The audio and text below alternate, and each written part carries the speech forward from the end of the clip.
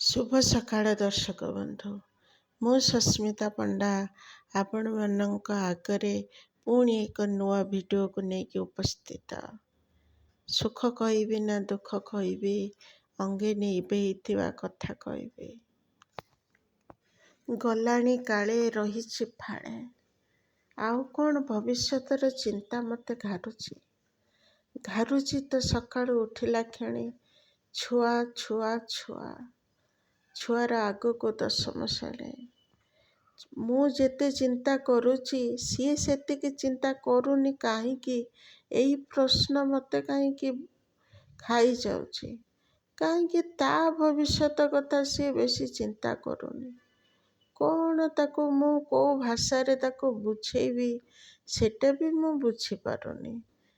ଗାଳି ଦେଲି, ମାରିଲି, ପିଟିଲି, ବୁଝେଇଲି, କିନ୍ତୁ ଏ ଯେଉଁ ସାଙ୍ଗ ନିଶା, ମୋବାଇଲ ନିଶା,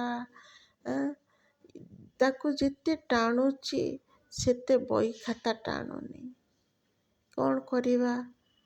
ଆମର ତ ପେନସନ୍ ନାହିଁ ନା, କି ମୁଁ ବି ଏତେ ଧନ ଦୌଲତ ବ୍ୟାଙ୍କ ବାଲାନ୍ସ ରଖିକି ଯିବାକୁ ବି ଚାହୁଁନି। କାହିଁକିନା ପୁଅ ଯଦି ଯୋଗା ଧନ କାହିଁ ସଞ୍ଚିବୁ, ପୁଅ ଯଦି ଅଯୋଗ୍ୟ ଧନ କାହିଁ ସଞ୍ଚିବୁ? ତେଣୁ ଆଜି ମୁଁ ତାକୁ ତା ହାତରୁ ମୋବାଇଲ ଛଡ଼େଇକି ଆଣିଲା ବେଳେ ସେ ମୋତେ ଗୋଟେ କଥା କହିଲା, ମାମା ତୁ ତ ଛୋଟବେଳୁ ମୋର ସବୁ ପ୍ରିୟ ଜିନିଷ ଛଡ଼ଉଛୁ, ଆଉ ମୁଁ ତୋଠୁ କ'ଣ ଆଶା କରିପାରେ? ତା ପ୍ରଶ୍ନର ଉତ୍ତର ମୋ ପାଖରେ କିଛି ନଥିଲା। ମୁଁ ଜାଣିଛି ସେ ଯେଉଁଟା ଭଲ ପାଉଛି ସେଇଟା ତା ପାଇଁ କାଢ଼ ହବ, କିନ୍ତୁ ମୁଁ ତାକୁ କୋଉ ଭାଷାରେ ବୁଝେଇବି? ମୁଁ ଯେତିକି ମୋ ଭିତରେ ଜ୍ଞାନ ଥିଲା ମୁଁ ତାକୁ ସବୁ ବୁଝେଇ ସାରିଲିଣି, ସବୁ ଆପ୍ଲାଏ କରିସାରିଲିଣି, ସବୁ କରିସାରିଲିଣି। ତଥାପି ସିଏ ସେମିତି, ଆଉ ମୋ ହାତ ଖାଲି। ଆଜି ମୁଁ ଜାଣିଛି ଯେ କି ସେ ମୋ କତୁରୁ କହିକି ଟିଉସନ୍ ଯାଉଛି, ସାରଙ୍କ ପାଖରେ ପଢ଼ୁଛି, ମାସକୁ ମାସ ଦରମା ନେଇକି ଯାଉଛି।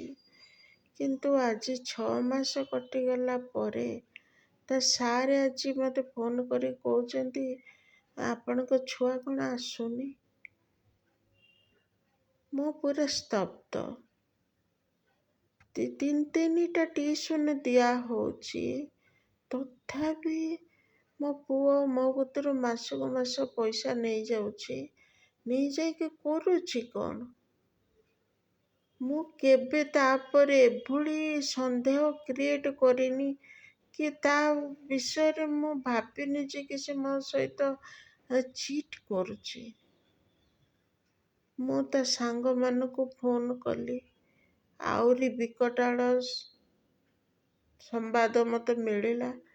ସେ ଖରାପ ଛୁଆ 2-4ଟା ଛୁଆଙ୍କ ସାଙ୍ଗରେ ମିଶିକି ସ୍କୁଲ ବି ଯାଉନି, ଅଧେ ଦିନ ଛୁଟି ମାରିକି ଯାଉଛି କୁଆଡ଼େ? ବାପା ବିଦେଶରେ ଚାକିରି କରନ୍ତି, ମୋ ଭରସାରେ ସେ ମୋ ପାଖରେ ଛାଡ଼ିକି ଯାଇଛନ୍ତି। ଘରୁ ଖାଇ ପିଇକି ଯାଉଛି, କିନ୍ତୁ ଟିଉସନ୍ ଯାଉନି କି ସ୍କୁଲ ଯାଉନି। ତେବେ ମୁଁ କ'ଣ କରିବି? ମୋ ମୁଣ୍ଡରେ ଚଡ଼କ।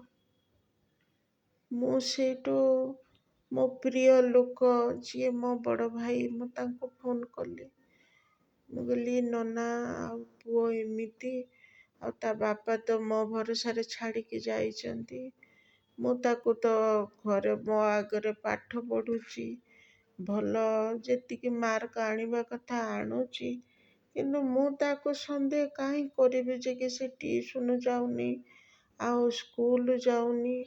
ଆଉ ମୋର ସେଇଟା ଭୁଲ ହେଇଗଲା କି?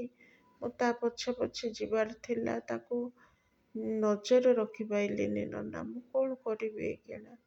ଆଗକୁ 10ମ ଶ୍ରେଣୀ, କ'ଣ କରିବି? ସେଇଠୁ ନନା କହିଲା, ତୋତେ ଏଇ କଥା କହିଲା କିଏ ସବୁ? ତା ସାର୍ ଫୋନ୍ କରିଛି। କହିଲେ, ସିଏ ତ ଭଲ ମାର୍କ ରଖୁଛି ନା? କହିଲା, ହଁ ମୁଁ ଏଥର ନନା ପରୀକ୍ଷାରେ 90% ରଖିଛି, ପୁଣି 40 ମାର୍କିଆ ପରୀକ୍ଷା ହବ। ଆଉ ମୁଁ ଏମିତି ଶୁଣୁଛି। ସେଇଠୁ ନନା କହିଲା ଦେଖ ବୋଉ ବାପା ଆମର ପଳେଇ ଗଲେଣି। ସିଏ ଯେତେବେଳେ ଥିଲେ ନା ଆମେ ତାଙ୍କ କଥାକୁ ଶୁଣୁନା। ବୋଉ ବାପାଙ୍କୁ ଲାଗେ ଆମେ ତାଙ୍କୁ ଖାତିର କରୁନୁ, ତାଙ୍କ କଥା ଶୁଣୁନୁ। କିନ୍ତୁ ଦେଖ ତାଙ୍କରି କଥା ଆଜି ଯେତେବେଳେ ଆମେ ବିପଦରେ ପଡ଼ୁଛୁ ତାଙ୍କରି କଥା ହିଁ ମନରେ ପଡ଼ୁଛି। ହେଲା, ସିଏ ଆଜି ଆମର ବଡ଼ିଗାର୍ଡ଼ ହେଇକି ନାହାନ୍ତି, ତାଙ୍କ କଥା ଆଜି ଆମ ବ୍ୟଥା ଦୂର କରୁଛି। ଜୀବନରେ ବ୍ୟସ୍ତବହୁଳ ଭିତରେ ସମସ୍ତେ ଅଛନ୍ତି, କି କାହା ଦୁଃଖ ଶୁଣିତେ ସମୟ କାହିଁ। କିନ୍ତୁ ଯେତେବେଳେ ଦୁଃଖ ପଡ଼େ ନା ଏକୁଟିଆ ବସିଗଲା କ୍ଷଣି ସେଇ ବାପାଙ୍କ କଥା ବୋଉ କଥା ମନକୁ ପୂରେଇ ଉଠେ, ସାହସ ଭରି ଦଉଛି। ତେଣୁ ତୁ ଭାବୁନି ଯେ କି ତୋ କଥା ତୋ ପୁଅ ଶୁଣୁନି। ଆଜି ତୋ ମନରେ କିଛି ବହୁତ ଜୋରରେ ଆଘାତ ହେଇଛି, ସେଥିପାଇଁ ତୁ ଏମିତି କହୁଛୁ।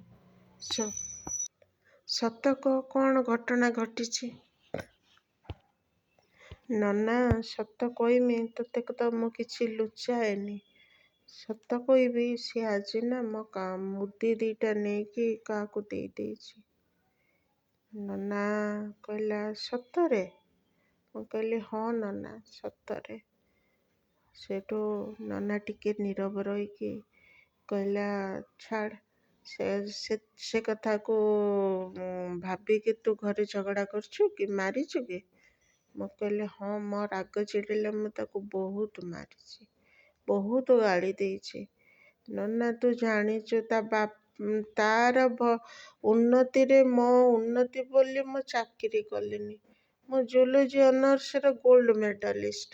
ଏଇ ଛୁଆଙ୍କ ପାଇଁ ମୋ କେରିୟର, ମୋ ଭବିଷ୍ୟତ ଆଉ ମୁଁ ନିଜକୁ ନେଗଲେକ୍ଟ ବହୁତ କରିସାରିଲିଣି।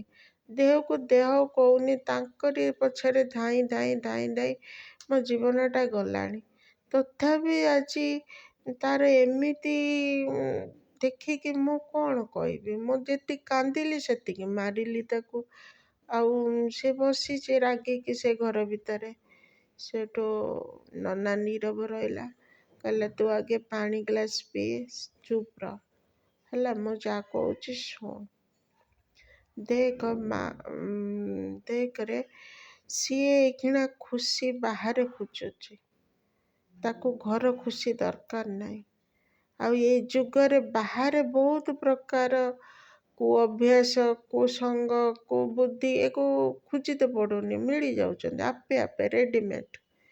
ଏମାନଙ୍କର ଆକର୍ଷଣ ଯେତେ, ତ ଭଲ ପାଇବାର ଆକର୍ଷଣ ଫିକା ପଡ଼ିବ ଏଇଖିଣା।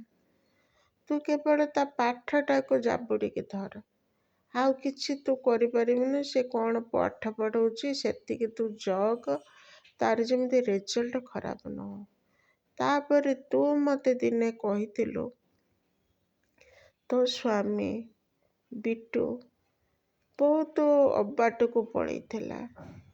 MBA କଲାବେଳେ ମାନେ କ'ଣ ସେ ନିଶା ଦ୍ରବ୍ୟ ନ ଖାଉଥିଲା। ତୋ ବାହାଘର ପରେ ବି ସେ ବହୁତ ଖାଇଛି, ଗଣ୍ଡଗୋଳ କଲା, ମାରପିଟ କରେ, ସବୁ କରେ। କିନ୍ତୁ ତୁ ରାଗୁ, ତୋ ଶ୍ୱଶୁର ରାଗେ, କିନ୍ତୁ ତା ମା ନା ତାକୁ କେବେ ରାଗେନି। ତାକୁ ସିଏ ଅନକଣ୍ଡିସନାଲ, ବିନା ସର୍ତ୍ତରେ ତାକୁ ଭଲ ପାଏ। ଏଟା ସତ ନା ମିଛ? ମୁଁ କହିଲି ହଁ। ତେଣୁ ସେଥିପାଇଁ ତୁ ବି ତା ଶାଶୁ ଉପରେ ରାଗିଛୁ, ତୋ ଶ୍ୱଶୁର ରାଗିছে। କିନ୍ତୁ ନା, ସେ ତାକୁ ସେଇ ଜିନିଷଟାକୁ ଏଭଏଡ଼ କରିକି କେବଳ ତାକୁ ଭଲ ପାଇବା ହିଁ ଦେଲା। ଆଉ ରେଜଲ୍ଟ କ'ଣ ଜାଣିଛୁ ନା? ନିଃସ୍ୱାର୍ଥ ପ୍ରେମର ରେଜଲ୍ଟ ବହୁତ ଭଲ, କିନ୍ତୁ ଡେରିରେ। ତୋ ଶାଶୁ ଯେତେବେଳେ ମରିଗଲା 11 ଦିନ ସେ ତୋ ବିଟୁକୁ କହିକି ଗଲା, ବାବା ତୋ ସ୍ତ୍ରୀକି କେବେ ବାଡ଼େଇବୁନୁ, ମଦ ନିଶାଦ୍ରବ୍ୟ କୁସଙ୍ଗ କରିବୁନୁ, ଆଉ ତୋ ବାବାକୁ ଛାଡ଼ିକି ଯାଉଛି ତା ସେବା କରିବୁ। ଏତିକି ସେ କହିକି ଗଲା। ଆଉ ଏଇ 3ଟି ୱାର୍ଡ଼ ଆଜି ବିଟୁ ମାନିଛି। କାହିଁକି ମାନିଛି? ଏଇଥିପାଇଁ ମାନିଛି ଯେ କି ତା ମା ତାକୁ ନିଃସ୍ୱାର୍ଥ ପ୍ରେମ କରିଛି। ଆଜି ତୁ ପ୍ରାକ୍ଟିକାଲ ରେଜଲ୍ଟ ତୋ ଆଗରେ ଠିଆ ହେଇଛି। ତୋର ବି ସେଥିରୁ କିଛି ଶିଖିବାର ଅଛି।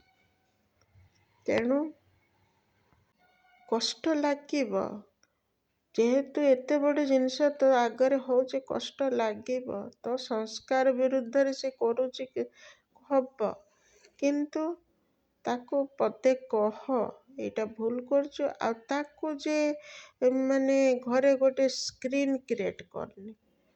ତାକୁ ମାନେ ମହାତ୍ମା ଗାନ୍ଧୀ ଅହିଂସା ବଦଳରେ ଦେଶ ସ୍ୱାଧୀନ କରିଦେଲେ।